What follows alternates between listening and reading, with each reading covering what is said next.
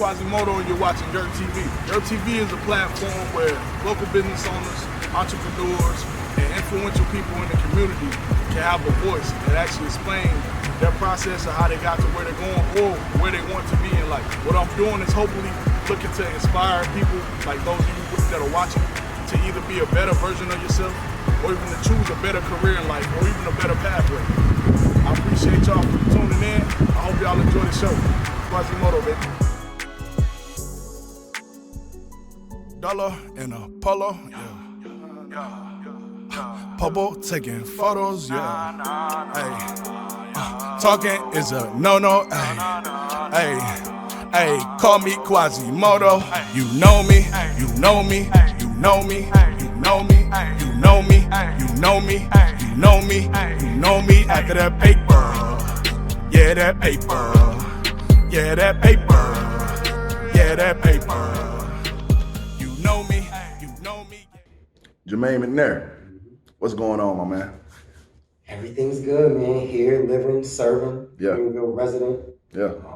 Committed to the future of our communities, man. Great to hear. Running for city council at large. Early voting starting tomorrow. Really making sure that our people kind of are able to come forward and be counted in the future plans of Greenville. Facts.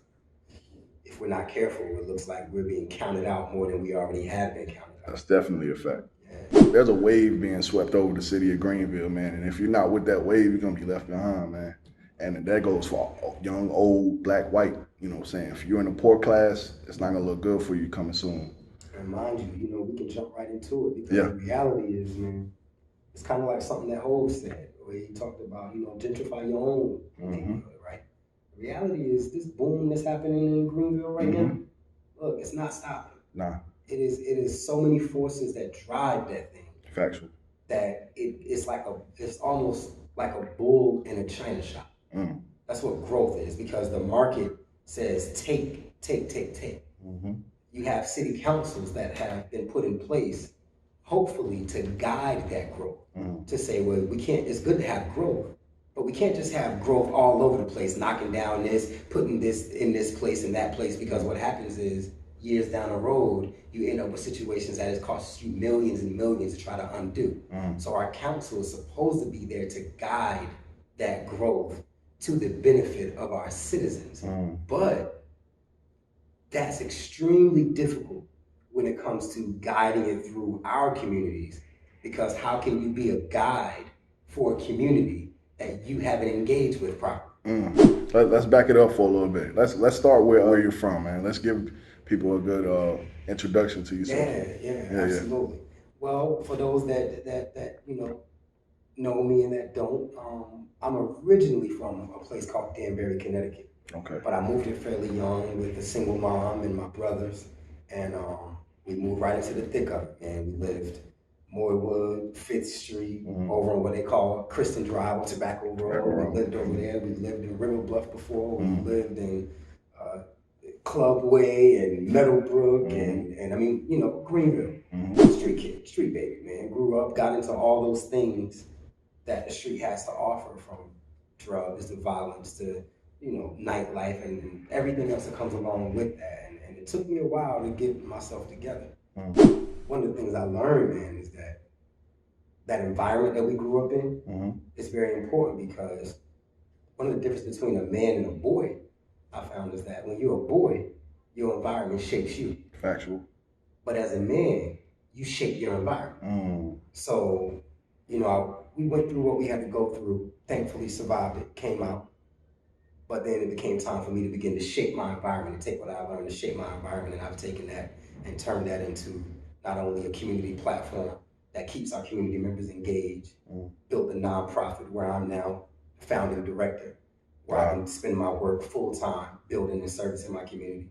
And now we're hoping to take that platform all the way to our most central leadership body in the city, our Greenville City Council, and I'm running for at large. That's what's up, man. That's great to hear right there, man. Let's talk a little bit about your street history a little bit. I know when you dive into the streets, man, there's many things you could do in the streets, scam, dope deal. Yeah, I mean, you had every kind, man. You had the thieves, you had the the roughnecks that just want to fight. Yeah. And I was one of those that and then it breaks down into hierarchies, right? Okay. So when I was coming up, we thought that the hustler was the hype. Yeah. And so that's what I became, and that's all I ever did, outside of DJing, music and parties and rap and all that stuff. Word. But as far as that life, that's all I did. I mean, we talk about the 3 strike you're out situation that was happening in the 90s. I was a 3-strike felon before I was old enough to drink. And then after that, got indicted by the federal government. And then had to go away and do some fed time because they give you an ultimatum. Either you turn or you go away and do that time. So I took that time and stood up for mine and just went to accept the lessons that I had to learn. Respect. And I think, although that's a tough time in my life, standing up for my own life was one of the most important decisions that I made, because that was the beginning of me accepting responsibility. Facts. Not only for the destruction that I had caused, that I learned that no one could undo. And I want to highlight what I'm about to say right now, because this is one of the most important lessons in my life. That when I looked at the destruction that had become my life, and not a judge, a lawyer, not my mama, could no one undo what I had laid down on this earth. That hurt me for a minute, but then I realized, so you mean to tell me if whatever I put down on this earth, can't nobody undo, no matter what? Nobody? See, that got me to thinking about how powerful an individual is when he makes his decisions and commit to actions. And that made me realize that, well, I made some mistakes, but if I decide to turn it around and do some good, no matter what they think of me now, nobody will be able to undo that either. Facts. And I started immediately turning that thing around and figuring out what it takes to build good. And I can tell you this, along with that checkered past, I've now built a resume. I'm talking about a resume that when you stand my resume of service up to that criminal background, that's greater. When I say greater, 2-3 times greater. We're talking about we're talking about not only founded and built a local organization that has charted some of the most innovative partnership collaborations to address disparities in our communities. But we also talking about coming out, going back to school at age 32, going to Pitt Community College, graduating, going to ECU, graduating with the undergrad, finished up my bachelor's course load this past spring. That's what Set to receive that master's in December. While we're running for city council, let's add, in 2014, when I graduated from Pitt, Pitt brought me on and hired me to be the college outreach specialist to focus on getting education resources to minority males and first-generation college students with barriers to education. Let's add to that, in 2014, also being appointed by Greenville mayor to serve as the mayor's appointee to the Police Community Relations Commission for the city of Greenville, where I served for 4 years. Let's add being appointed as a Pitt County United Way to serve on their board of trustees. Let's add currently still serving there, and also currently serving. What about your contribution to the NAACP? Let's keep adding. Yeah. Let's keep adding. We're talking about also serving on the board of trustees for Uptown Greenville. Okay. Also serving on Governor Cooper's North Carolina State Reentry Council for the state of North Carolina to make sure that citizens that are returning home from incarceration get access to the employment needs and the resources that they need to be successful and thrive. Let's add in 2016, receiving the Best Irons Humanitarian Award by the city of Greenville. 2017, receiving the WITN Southern Star Award. In 2019, just receiving the ECU 40 Under 40 Award. And the list goes on. And when I open up an office and then open up another office, and both my offices are neighbors with our local NAACP, where our president, Calvin Henderson, is one of my strongest supporters and mentors. And we sit down, and when I say the big brother guides you and helps you, and just one of the brothers that I respect, and always shout out their name and make sure when they make that call to action, I'm always a part of that. Again, the list goes on, but that service resume, we can talk about criminal history all we want. I don't mind taking that conversation anywhere, because when I lay that paperwork out in front of somebody, the work's there. I always like to show people's background, man, because everything is not always what it seems. Just because you're a criminal doesn't make you a criminal for life. Absolutely. You get what I'm saying? Just because you've done bad things doesn't make you a bad person for good. You know what I'm saying? There's plenty of people that have been incarcerated, came out of jail and did their thing like you. You know what I'm saying? May not be to your caliber, of course, but there's plenty of people that have been incarcerated came home and turned for the good, you know. And I like to highlight that, you know. We always got to remember, you know what I mean, wherever you are in your religious situation, if you look at the story of all of our greats, from Jesus, who was incarcerated, Martin Luther King, incarcerated, X incarcerated. Most of your greats who really challenged society, and I'm not saying I'm one of those martyrs who did it for those purposes, but the point was, when you line up the list of greats, they really had to go through some adversity and get a grapple on that adversity before they could take it and turn it around to make something new. So I take ownership of my past and the walk of life that makes up my lived experience, because most of the rooms I go into, that's added value. There aren't that many perspectives at the table, and I think it's necessary for me to bring that. Not only is it necessary for me to be in those spaces and bring that perspective before the multitudes of young people who come behind me, people tend to walk paths that are already visible and well lit so that they can see where they're going. If somebody, that's why trailblazers are so important, because if we don't step out there and blaze those trails, young people who are always guided by what they see, they look at the route that's most open, most well lit, so they can see which way they're going, and they travel that road. So my hope is that for me, taking a chance to step out of that normal environment that we all grew up in, and just experience the world and find a way to contribute to that world, to the point where that contribution would open up doors and open up trailways and pathways for us to be able to get into new, innovative opportunities for ourselves. That, for me, is and then me being able to do it visibly. I mean, you know, we got this thing where we try to grow and we try to stay on the low and grow quietly. And I know that can give you a lot of benefits, but I needed to do it on Front Street. That's right. That our young people could see what it takes from start to finich. You know what I mean? Exactly why I do this, man. We here. Exactly why I do this. I respect you definitely, man. What are some hardships you face, man, with getting into these rooms that you speak of? Ooh, well, you know what, man? I'm gonna tell you, man. It's really not that hard. It's not that hard. The interesting thing is, these rooms have always been open. So, tell you a funny story. This is a bit of a negative story, right? All right. But for me, it holds a lot of meaning. When I was young, right, my brother he wasn't a hustler. He was one of the kind of hard heads, you know what I mean? He went in people's pockets, you know? And his crew, they was all the same. So one day, I'm up on Dickinson Avenue, and I see one of my brother's closest friends, and he's harassing this guy, telling him, you know what I mean, walked up on him, he told him, run it. And where I'm from, that meant, you know what I mean, run your pockets. So the guy's telling him, you know, chill, I don't want to, you know, he's staring him down, he wolfing up on him, you know, run it. So the guy started emptying his pockets, hands it over. And he stops and says, nah, take all that off too. So the guy takes his clothes off, take his sneakers off. Now we standing in the middle of the street. The guy's like, chill, man, chill. He said, man, if you don't, you know, all right, go. He starts taking it off, right? He unclothes himself, hands his clothes and his sneakers over to the guy. And the guy takes it, balls it up, walks over to the dumpster and throws it in the dumpster. And he said, I don't even want it. But since you don't add up, he said it in another way, but since you don't add up, you can't have it.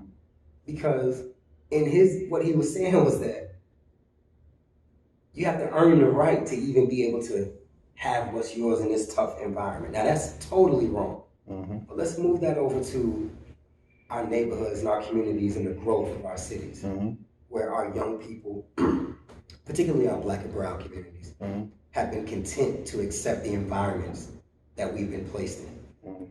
And we've identified so strongly with that till we walk around and we walking and we talking and we say that's who we are. When first of all, we didn't even choose to be there. There was a unequitable and unjust situation that put us there, but we laid in it so much, kind of like pigs wallowing in the mud, and really sometimes creativity to make it your own and do what you do, and that's always a part of humanity.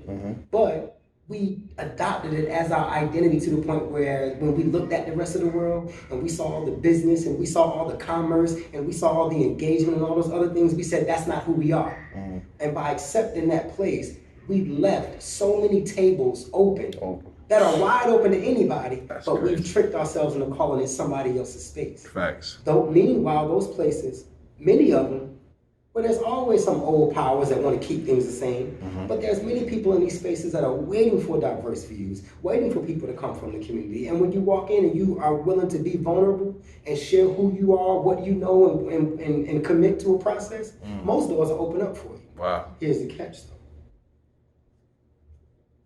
The same way we took ownership of that less than perfect situation where we were placed, we got to train ourselves, which is the hard part, to take ownership of this whole thing. Because going back to that illustration that I painted, you get over there in this, more upper class society, and I'm gonna tell you the reality of it is, it's full of mess too. It ain't that much better than some better toys, some more civil. You don't have to, do so much hard fist fighting and all this other stuff. Yeah. But the principles and values and sometimes how things are, it's really not that much better. Explain that. Well, because I've lived in the hood and I've lived in the suburbs, so I can completely see the difference. Well, now it is a difference in what they call standard of living. Okay. Now I will say this: in the suburbs, where you have people around you that you don't know, I feel like you're more vulnerable because you don't know anybody. You're not able to chat with anybody. You don't even want people to talk to you because it's not even your type of people. You get what I'm saying? You're just here because you want to get away from that. You know what I'm saying? And that right there will put you more vulnerable than anything. You're less vulnerable in the hood if people know you. You know what I'm saying? Yeah. See what I'm talking about is freedom. Okay. Right. When you're in a less than perfect situation in what we call the hood, right? Yeah. It's like you're trapped in this space where you can't really pursue your goals. You can't really tap into these opportunities. You can't really do what your soul's progression would call for you to do. Every human soul wants to progress. But when you're in that situation, you just can't sometimes. Yeah. I remember looking at the guys running around selling honey buns, and tuna fish and mackerel to survive.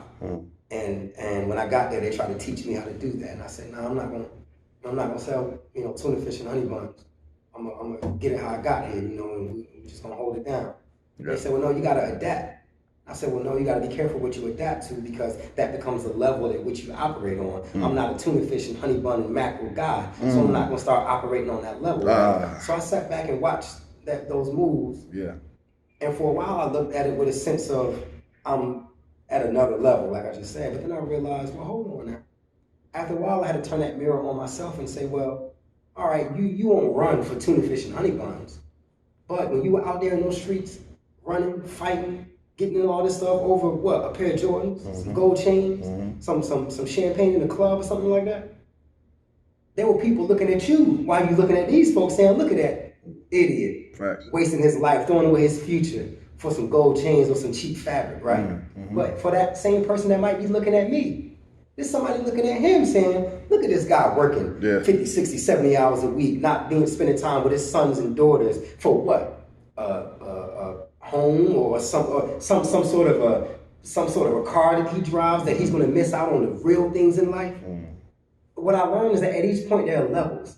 And a free person is a free person at any level. So even when you get into these spaces, there are people that are still trapped. There are CEOs of top companies right here in Greenville and everywhere else that would love to do things in a different way, but they're trapped in that system and can't do anything. And they would love to walk out and pursue their dreams, but they're like, I got this house, this mortgage, this wife, these kids in college, I'm stuck. Yeah. Freedom is freedom. Gotcha. And the soul, everyone's soul cries out to do what it can do to progress itself, not to just accept its conditions, but many of us accept our conditions. But back to that illustration, right? The point was, it's not that much better. But y'all can't have it. They can't have the whole rest of the world, all the office buildings, all the conference spaces, all the progressive events and venues, and all the facilities and buildings and all the titles, and that's theirs. But we confined to these 4 or 5 blocks. It ain't even that I want it so bad that I think it's better than everything else I've seen. It's that y'all can't have it though. You get what I'm saying? Facts. So just opening up myself to the possibilities of life, saying, I'm gonna go out there and experience life. And I'm not gonna do it by taking, I'm I'm going to do it by contributing. Because the way you build equity in anything in this world is the same way you build equity in a house. By paying your mortgage and all of a sudden you got more paid into it, well, I figured I had no problem paying into society. And the more I've committed and paid into society, the more there have been roles and titles and tables that have always opened up for me. But we first got to convince ourselves of what we think is ours and what we think ain't ours. Where do you see yourself in 2 years, man? 2 years, man, I hope we'll be finishing up my first term at city council. But really, my run for city council ain't even really about getting a seat at city council, man. I've spent my time investing in this community way before there were titles. And I've learned that the issues, first of all, our communities, these Black and brown and underrepresented communities, are the areas where the highest disparities live, where the highest achievement, the highest levels of achievement gaps, the highest levels of health disparities and disease and unhealthy, diagnoses, the highest levels of joblessness. Right there in the areas that we call home, right? But the education gaps are being fought in the classroom. The healthcare gaps are trying to be fought over at the hospital. All the other gaps are being fought in their respective spaces.